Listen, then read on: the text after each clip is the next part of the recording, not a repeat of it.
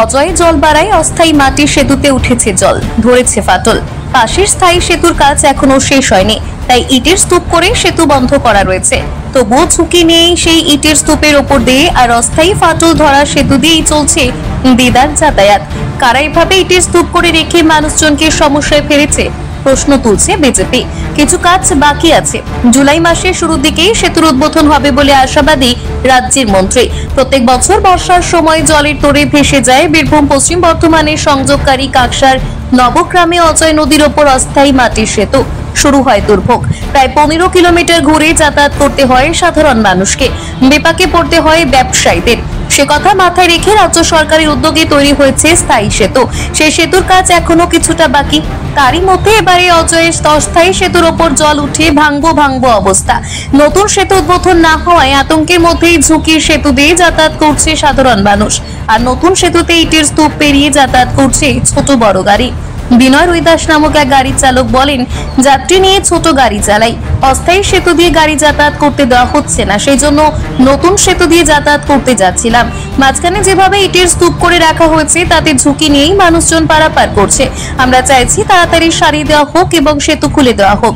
বিজেপির জেলা সহসভাপতি চন্দ্রশেখর বন্দ্যোপাধ্যায় কটাক্ষ করে বলছেন, সেতুর কাজ যখন প্রায় শেষের মুখে তখন এইভাবে ইটের স্তূপ কারা করে রাখলো?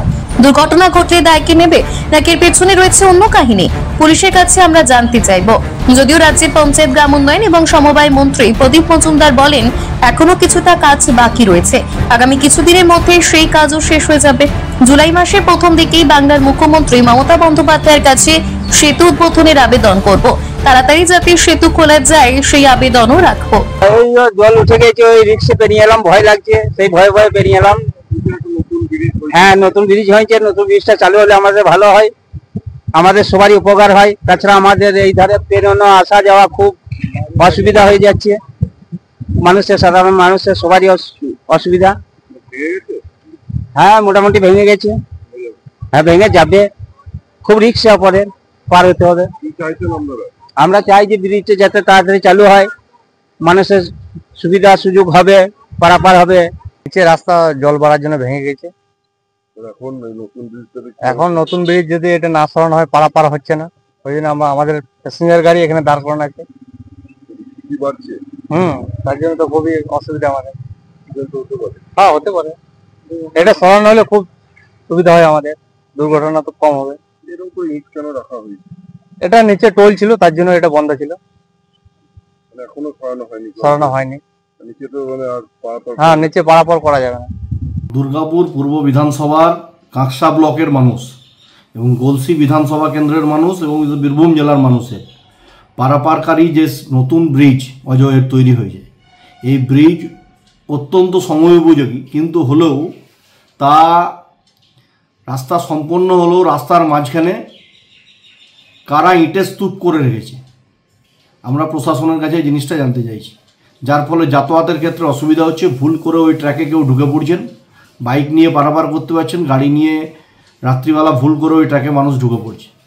ওখানকার স্থানীয়দের বক্তব্য অনুযায়ী যে যারা টোল নিচ্ছেন তারা কি তাহলে এই ব্যবস্থা তৈরি করেছেন? তাহলে যদি করে থাকেন, এর দায় জেলা পরিষদ, পঞ্চায়েত সমিতি এবং তার সাথে গ্রাম পঞ্চায়েতের সত্ত্বেও প্রশাসনকে দায়িত্ব নিতে হবে। কেন এই অগ্রণী ভূমিকা প্রশাসন নিচ্ছেন না এবং ওই রাস্তাকে অবিলম্বে মানুষের জন্য লোকার্পণ করে সেই রাস্তা মানুষের জন্য খুলে দিতে হবে। তো তোমাকে সিএম এখন দীঘায় আছেন, উনি ফিরে আসুন, ফিরে আসার পরে আমি জুলাই মাসের প্রথম দিকেই ওনাকে অনুরোধ করবো তো তাড়াতাড়ি সম্ভব খুলে দিতে। এর বেশি কি বলবো? কাজ বাকি আছে, সেফটির দিকটা বলেছে। তো এখন আমাদের যতক্ষণ না উদ্বোধন হবে ততক্ষণ পর্যন্ত করা যাবে না। আর তাছাড়া যেটুকু সেফটির কাজ বাকি আছে মানুষের, সেটা তো করতেই হবে আমাদের। তো আমরা খুব দ্রুত কাজ করার জন্য যে কারণে আমরা এসেছি, আজকে পিডাব্লিউডি এসছে, ঠিকাদার সংস্থা এসছে, প্রশাসন থেকে আমি এসেছি, মিডিয়া ম্যাডাম আসছেন, পুলিশ প্রশাসন আসছে, কারণ আমরা মানুষের সেফটিটা প্রথম দেখতে। তো এতদিন করতে আমরা কয়েকদিনের মধ্যে আশা করছি আমাদের কাজ কমপ্লিট হবে।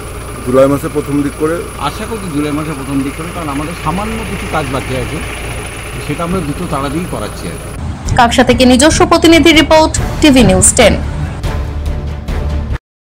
মন যখন যাচায় হাতের কাছে পায়, নালন্দা ফরচুন পার্ক। দরজার সামনে জাতীয় সড়ক, জানলা খুললেই এয়ারপোর্ট, পা বাড়ালে রেলওয়ে স্টেশন, ইচ্ছে হলেই পছন্দের বাজার, মিনিটের মধ্যে স্কুল, কলেজ, হাসপাতাল। নালন্দা ফরচুন পার্ক, গোপাল মাঠ, দুর্গাপুর, পশ্চিম বর্ধমান। দক্ষিণবঙ্গের বেস্ট লোকেশনে হাতের মুঠোয় উন্নত জীবনযাপন। নালন্দা ফরচুন পার্ক, আপনার একান্ত আপন বাড়ি। বাইক মানেই বাজাজ, আর দুর্গাপুরে বাজাজ মানেই ব্যানার্জি বাজাজ। ঐতিহাসিক বাজাজ চেতক থেকে শুরু করে আজকের যুব প্রজন্মের গর্ব বাজাজ পালসার, সবই এক ছাদের নিচে। জাতীয় সড়কের একদম পাশে দুর্গাপুরে অবস্থিত ব্যানার্জি বাজাজ এখন দক্ষিণবঙ্গের সবচেয়ে বিশ্বস্ত বাজাজ ডিলার। বাইকের বিক্রি থেকে সার্ভিস, সবকিছুতেই নির্ভরযোগ্যতা, দক্ষতা আর বিশ্বমানের সেবা। আজই চলে আসুন ব্যানার্জি বাজাজ দুর্গাপুরে। বাইক কিনুন আর বাজাজের গর্ব অনুভব করুন।